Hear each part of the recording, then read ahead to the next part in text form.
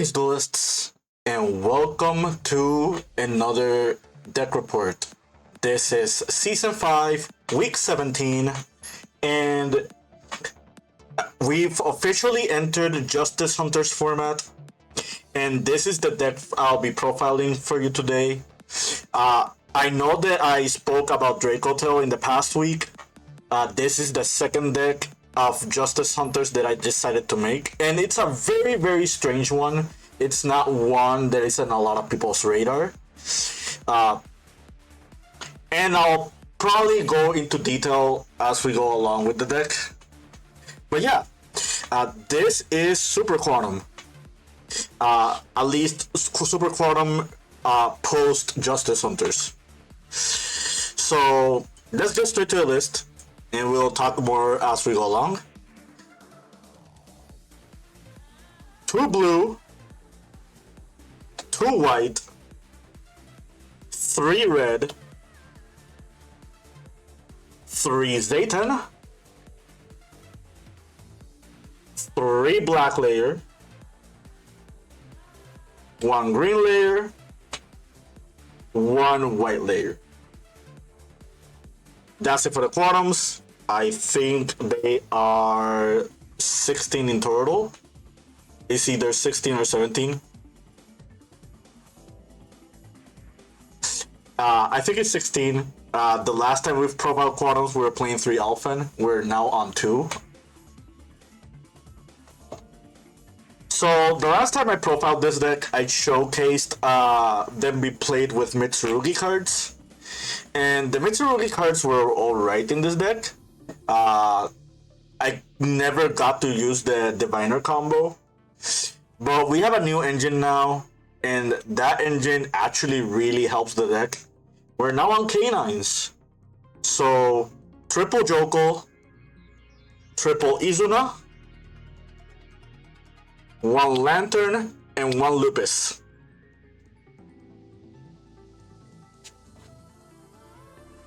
We'll put these in the side. The last, I guess, monster before I talk about hand traps is Titan Tartarus. We'll talk about this in a moment. Hand traps, we got 3 Ash Blossom, 3 Fualas, 2 Perulias, and 2 Nibiru's.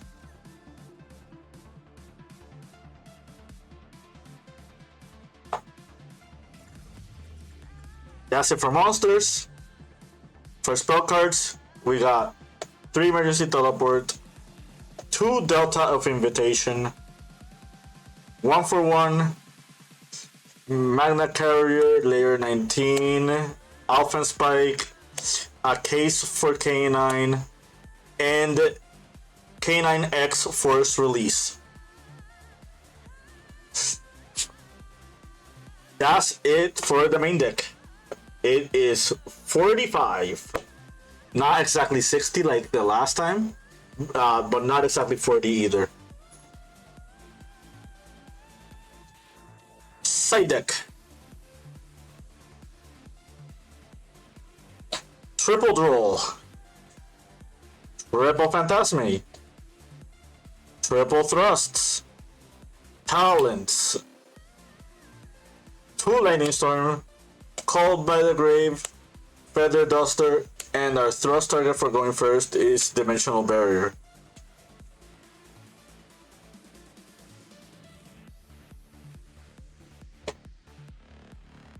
X-Deck. Gramples, Magma Liger, Ouroboros, Lusterex, Crave Magnus. We got the 5 quantums. We got Zeus, and we got Anti-Zeus, like Sky Crisis. And the last 2 XYZs are Ripper and Warwolf. For links, we got IP, SP, Hita, Promethean Fire Princess, Raging Phoenix, and Zealantis. Alright, let's talk about the deck. So, I want to play Dracotail. I don't have all the Dracotail cards yet, but I will do another deck report with Dracotail in the future. This is the second deck option that I opted for. So, Super Quantums, if you've been already here in this channel, I already talked a good amount about them. They are a really strong contending deck that not a lot of people are familiar with, and Justice Hunters did bolster the strategy. The Canine cards are really good in this deck because they do two things for us. The first thing that it does is it helps us beat Nibiru. Just summoning Ripper and then bridging Ripper into like Magna Liger, it's already strong enough to warrant as an engine. The other cool thing that Ripper does for us is that it gives this deck the ability to OTK more consistently. Prior to this engine, Super Quantums did not have a real way to like OTK unless you were using like the Magna Slayer, or you were like link spamming with your monsters, or just had enough monsters on board. The Canine cards just provides a lot of damage on board, especially when you use the Force Release to make the Werewolf. Like Force Release for Werewolf, if your opponent hand trapped you that turn, it's already 4,200 damage times 2, which is pretty much OTK. You just like straight up beat your opponent down with Werewolf. If this combo resolve, I did resolve this combo twice, and it did win me the game. I also lost to this, like in one of my duels, as well. But yeah, other things to talk about Quantums. Let's talk about Delta Invitation real quick. So, shoutouts to Sean Avery. He actually played this deck at a regional this past week, and prior to Justice Hunter release, and he pretty much brought up the idea of Delta Invitation. For those who are not familiar with this card, it has two effects. The first effect is you can send a level 5 or higher zombie to the graveyard upon activation. The second effect of this card is if this card is already in your graveyard and a monster is added from your graveyard to your hand, you can add this card from your graveyard back to your hand. So it's really cool because you send Black Layer with it, and Black Layer will trigger to add you layer 19. But if you're going second with this deck, that's where the Titan Tartarus comes in. If I can find them.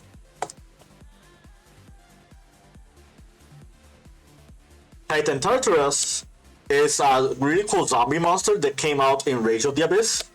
What this card does is, if this card is sent from the deck to the graveyard, you can send as many face-up cards you control to the graveyard, and then you can send that amount of cards from your opponent also to the graveyard. Neither player can respond to Titan Tartarus. So, ideally, it basically turns Delta of Invitation into a board breaker that can just blank out any card. Pretty much very similar to how you used to use Drill Beam back in the day. Well, not Drill Beam, Night Beam. For those who remember that card. That card used to be like check for like set cards, and neither player can respond. Well, the opponent cannot respond to it with the set card itself. So this card pretty much does the same thing. Post Justice Hunters, this play is a lot more powerful because if you open your Canine engine something that you can do is you can go Joko plus another 5. Let's say you opened like the Super Quantum one, the red layer, which is pretty much the most likely culprit. You're summoning these two. You use Joko, and with Joko, you're going to add the Lantern.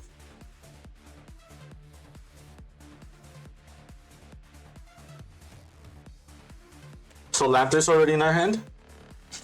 And now you activate Delta of Invitation. If this Delta of Invitation resolves, you're sending 3 cards, and your opponent loses 3 cards immediately. And now you get back card advantage because if you already have a Quantum Graveyard, you can trigger Red Layer to bring it back. And since you have the Lantern, you can target your Joko with the Lantern and just make Ripper plays with it. Or just make more XYZs or more like other cards with this combination. Or just Link Climb. So yeah, I really liked Delta of Invitation. I'm not gonna say it's a staple in Super Quantum, but I will say it just thematically makes sense in the deck. A lot of people will look at this card and they'll most likely let it go because not many people are familiar with Titan Tartarus.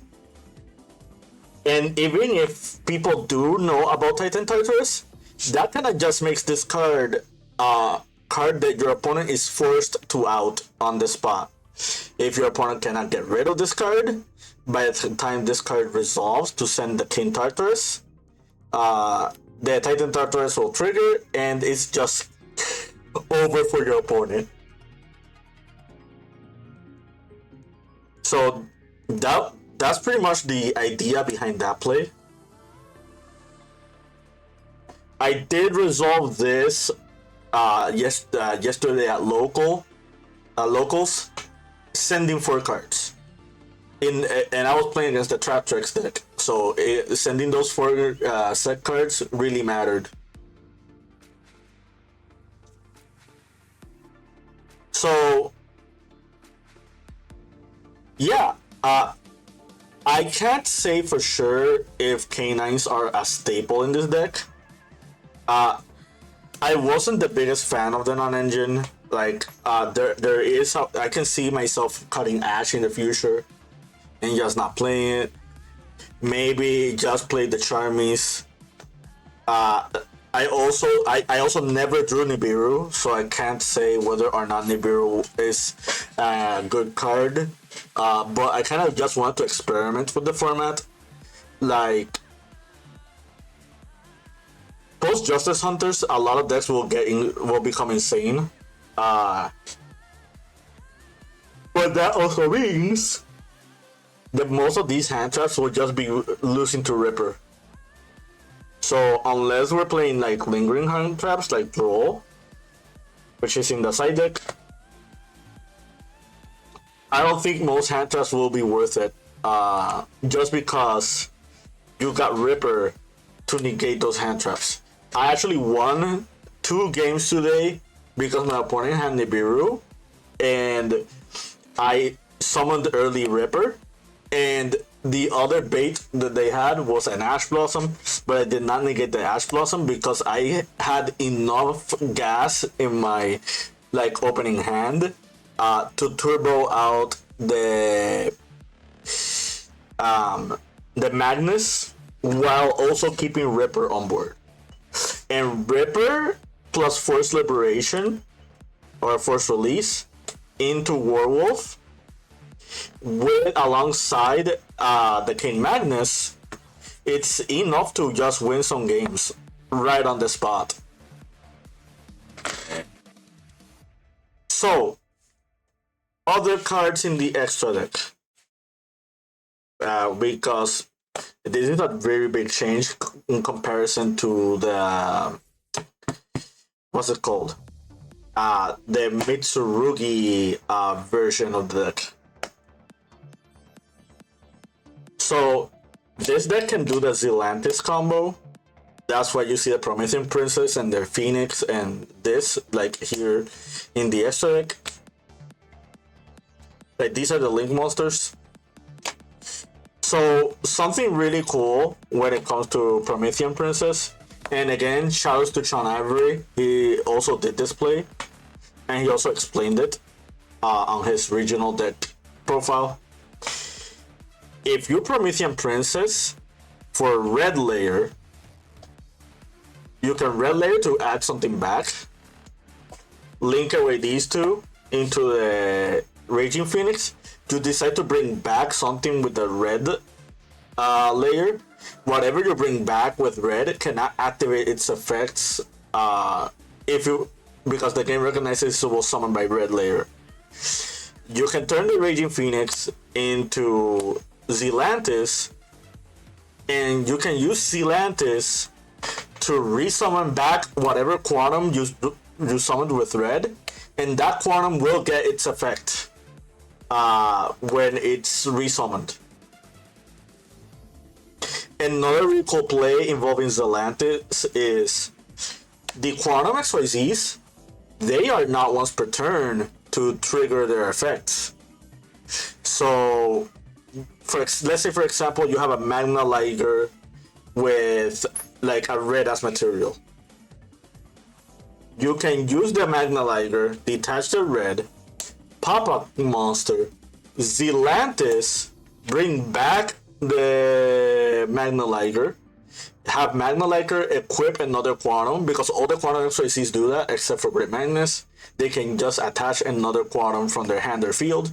So you can attach, like, let's say for example, another couple of red. And these are soft once per turns. Like all the quantum XYZs are soft once per turn. So you can detach and just pop again. Like I won 2 games today just because I reused Grand Pulse and I reused the Lustrix effect. Basically, I detach, negate, or detach and pop Zealantis, resummon, reattach, detach, and pop. So, yeah. Also, if you remember red layer for blue layer and how that effect was going to be relevant this upcoming format, I do think that is relevant in the upcoming format. Like imagine you're playing against Draco Tail and they're activating like their Draco Tail monster to set their spell and traps. You can black layer into Grand Pulse, attaching blue, and just pop the Draco Tail spell or trap that they're setting, like with their effect, just right on the spot. And that's without counting black to add you the layer 19 as follow-up.